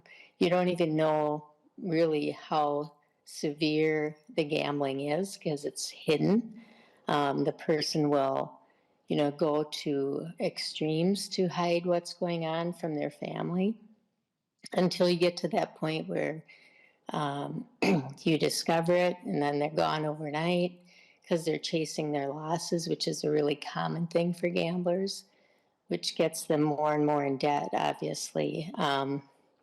So, you don't know what to do at first when you discover this. And, there were resources available to us. When we looked into it, but it wasn't very public. It wasn't something that you hear about commonly. But we did find GA. I started Gam-Anon, but did not continue with that, which I regret. And I bring that up at our meetings frequently now so that young people that are joining our Gam-Anon meetings can hear it's really important to continue so that you can understand how this is affecting you and make changes in your own life. But you deal with it, lots of stress in the household because there's the constant lying. There's frequent blaming of other people in the household by the gambler. And it's at a very intense level because, they're trying not to admit that this is happening to them.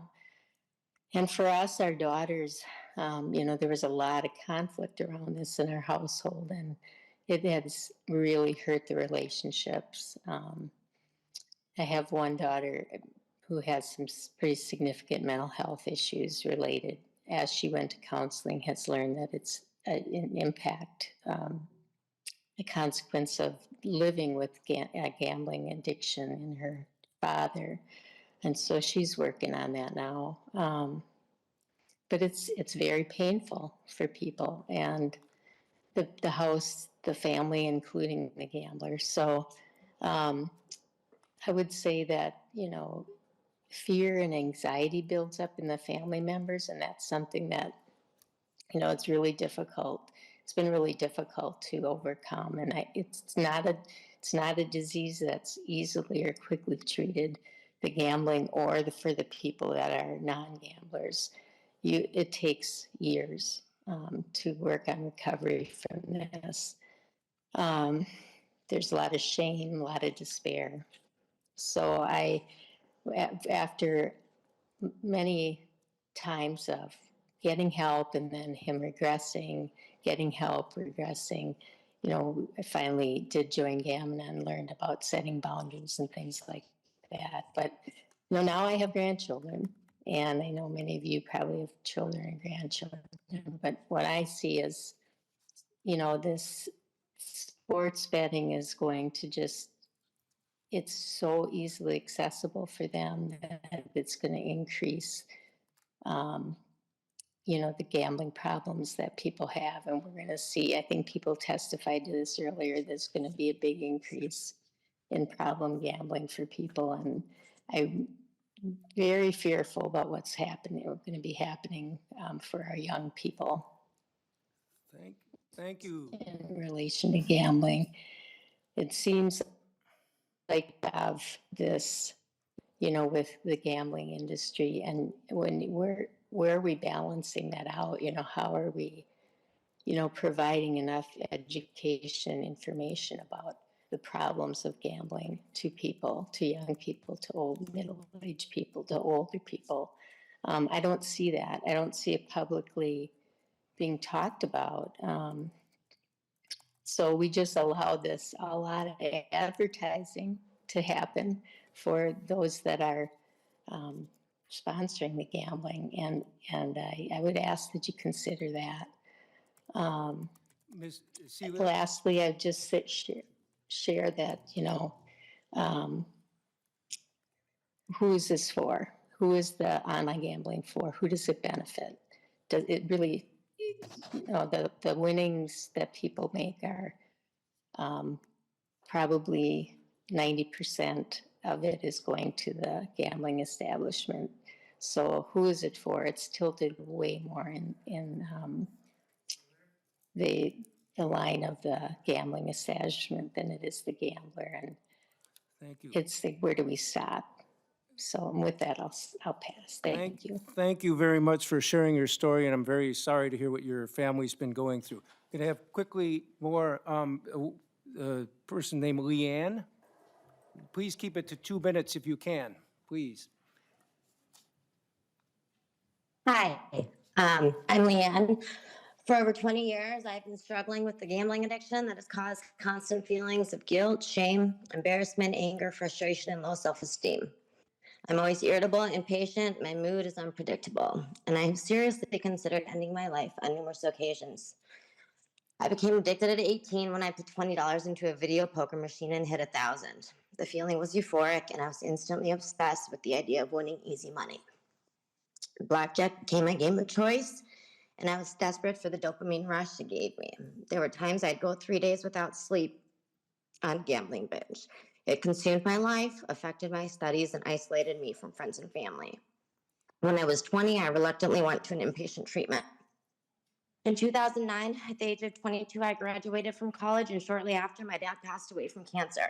My drug addict and alcoholic boyfriend was abusive, but I refused to leave him. My addiction came back with a vengeance. My bets were larger. I discovered I could take cash advances from credit cards, and I went into large amounts of debt. I cared about winning, but only because it allowed me to continue playing, and I would never leave until every last dollar was gone. Gambling was a way to escape the pain of my reality, but it was also a way to punish myself for not living up to my own expectations. By 24, I was forced back into inpatient treatment, and when I got out, I began my corporate career, ended things with my abuser, started seeing a counselor, and spent less time in money gambling. But by 28, I was back in the casino regularly with a new boyfriend who also became addicted. After several months of destruction and turmoil, I ended the relationship and tried hard to stay away from the casino. At 30, I met my now husband, and we married at 33. Then came the stress of marriage, kids, pressures from my career, home ownership, and discovering my husband had a drinking problem.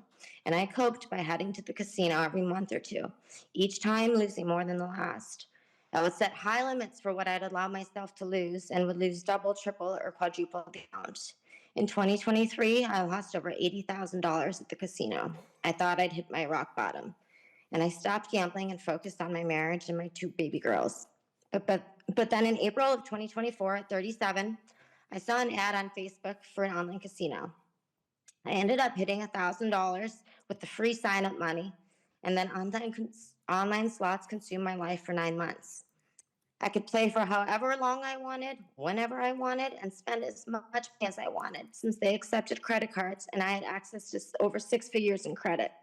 I had a VIP host who would load money into my account constantly and call me just to chat and say hi. Automatic promos and more money would be sent after every big loss. I took the bait every time, which always resulted in me depositing more large sums of my own money.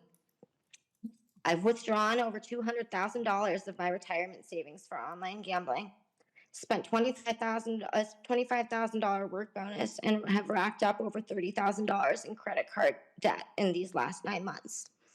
December 2nd, 2024 was my last bet. That day, I was in a trance, like a robot, depositing $1,000 every 5 minutes for 5 hours straight. When the reality of what I had done hit, I wanted to die, but the photo of my daughters on the screensaver of my phone reminded me that I had them to live for.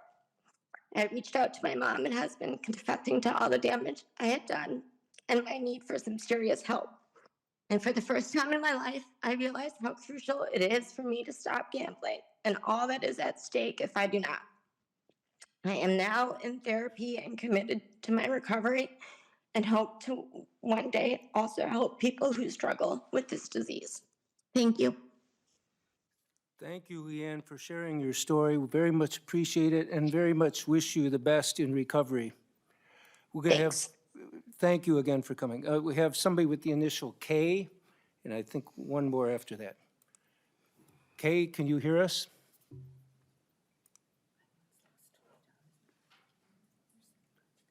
K, we cannot hear you. Here, now you're Yeah. unmuted. Go ahead. Sorry, can you hear me? I barely can hear you. Yes, we can hear you clearly. Okay, perfect. Thank you. 1 second, let me just get this up. All right. Thank you for having me. I will make this short. A gambling disorder is a condition in which gambling becomes an addiction and interferes with a person's daily life. Hi, I am a 32-year-old female and I am a compulsive gambler. I grew up in a household full of gambling, having access to slot machines in my basement and a card table that I sat at frequently. Oddly enough, my father works for one of the largest slot machine companies and lottery providers in the world and has since 2003.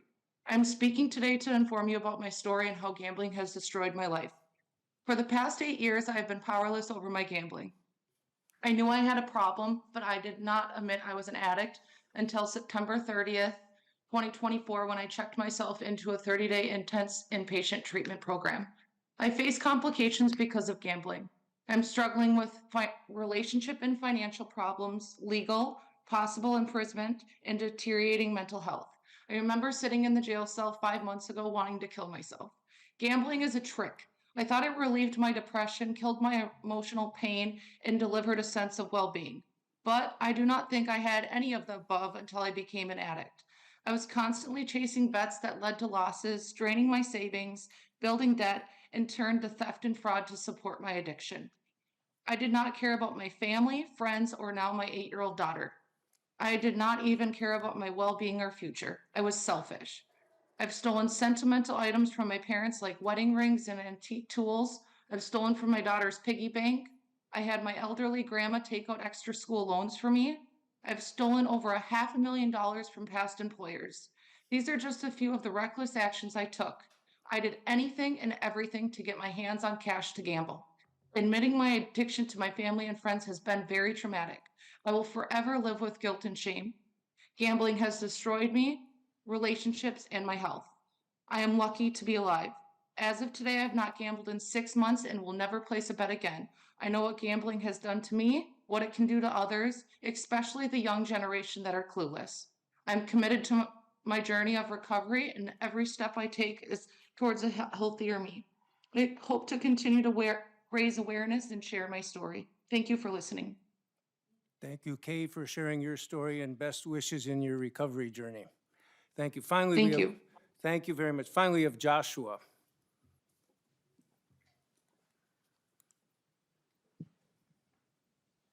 Hi. Can you hear me? Yes, we can hear you. Go ahead. Hi, yes. Good morning. I will also try to make this brief. My name is Joshua. I'm 42 years old.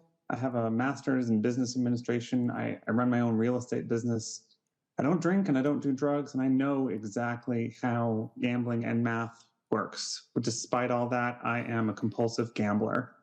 My family, we have a combined household income of over $500,000, credit scores above 800.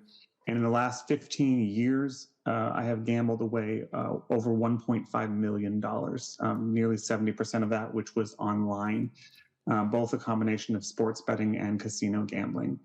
In that time, in addition to that 1.5 spent, I racked up about $450,000 in debt to fund my gambling. I had 13, because I had such good income and credit scores, I was able to take out 13 different personal loans, and I had 11 credit cards, all of which were maxed out. I was making 24 different monthly payments every single month just to maintain the loans that were contributing to my gambling. I had gone through and done an assessment of where I was spending, and I would find, going through my records, I was depositing 15 to 20 times per day. I found that depositing online was way easier than trying to go into a casino. I could just keep going because nobody knew what I was doing. I drained my family's bank accounts, my own retirement accounts, my kids' college funds.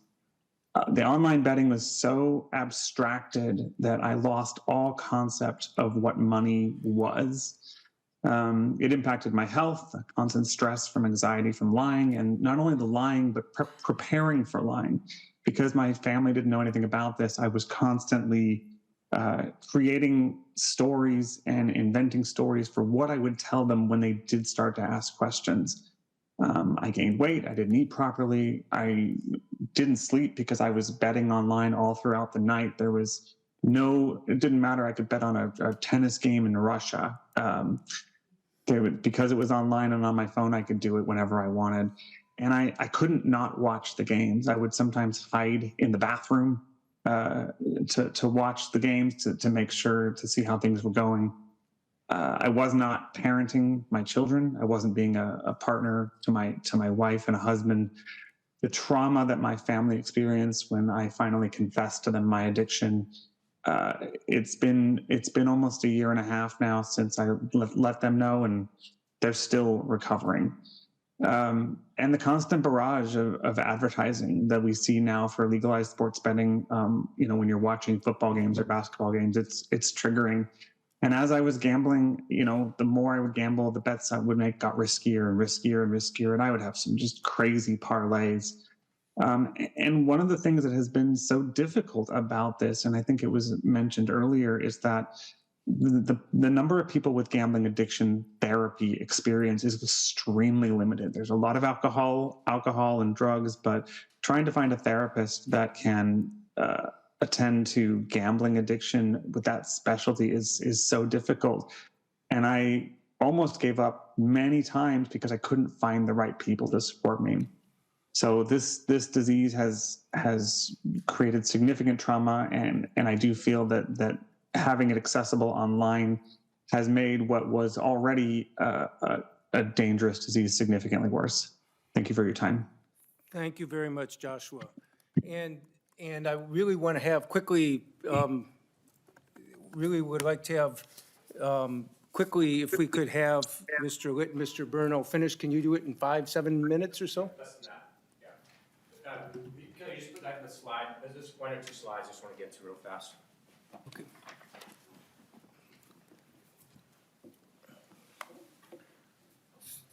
You can get it to like number 7.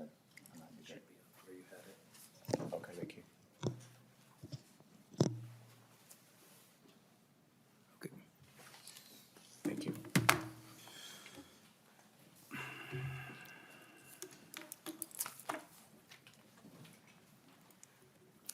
Okay. We can see the slides now. So. Okay, thanks.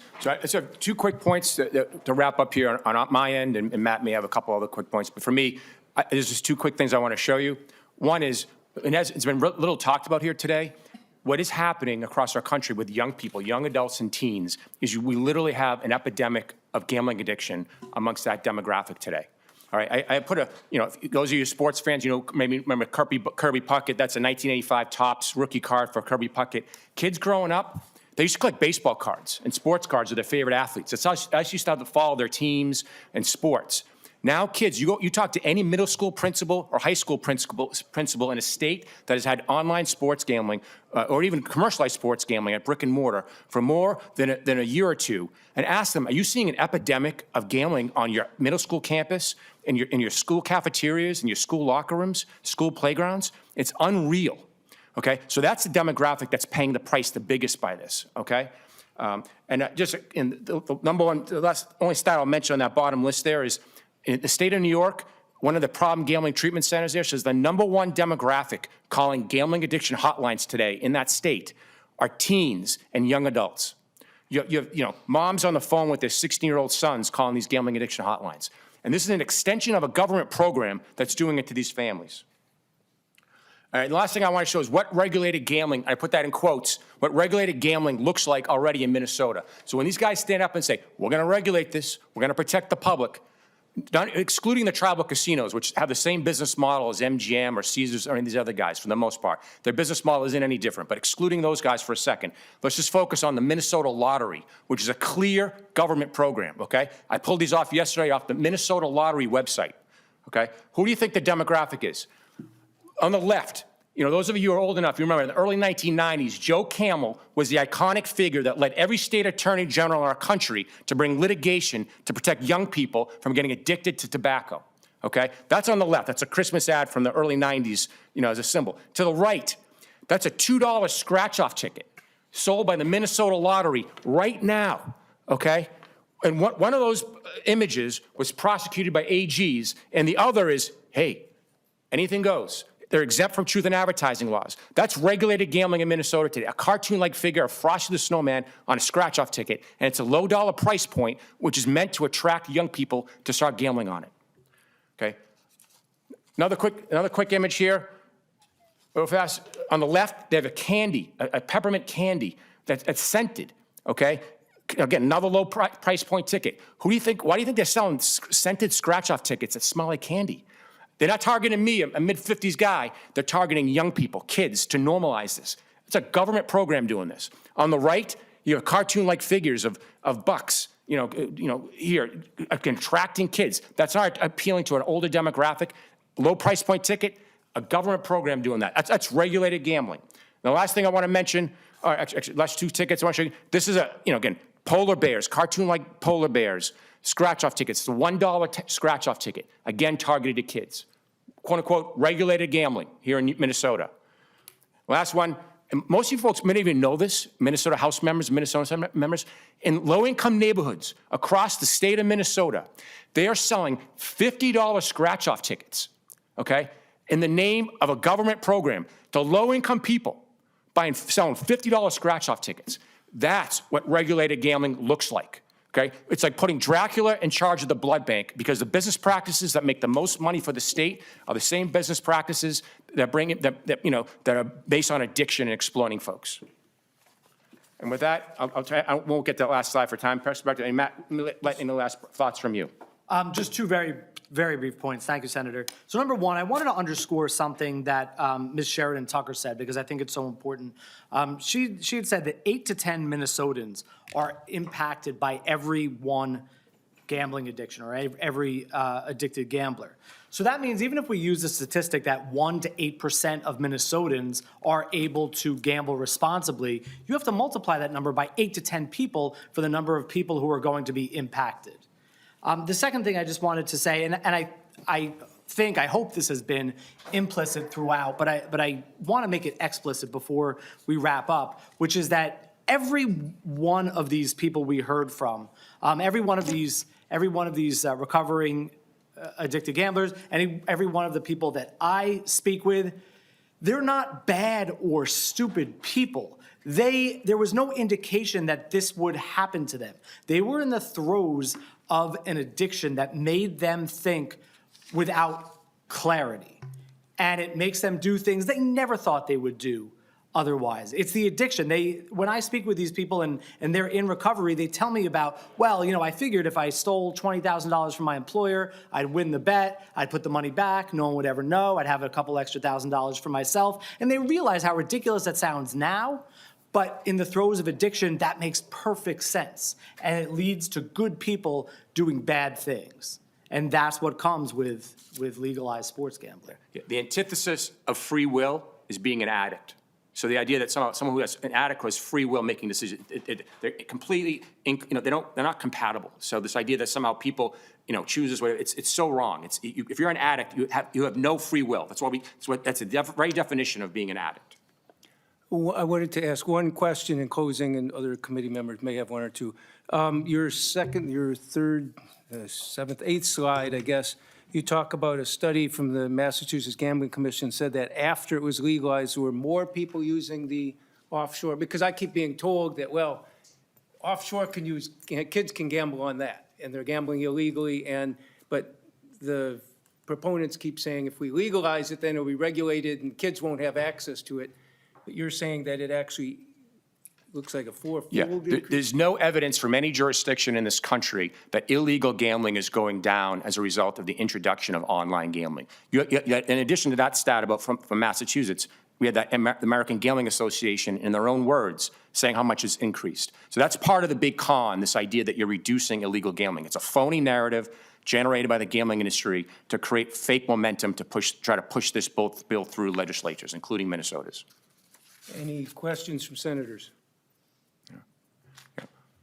If not, this hearing went longer than I intended, but I think we've been talking about sports betting for a long time, and given the fact that I think you mentioned earlier that the number of calls to gambling hotlines have gone up in a lot of states, tripling after online sports betting occurs.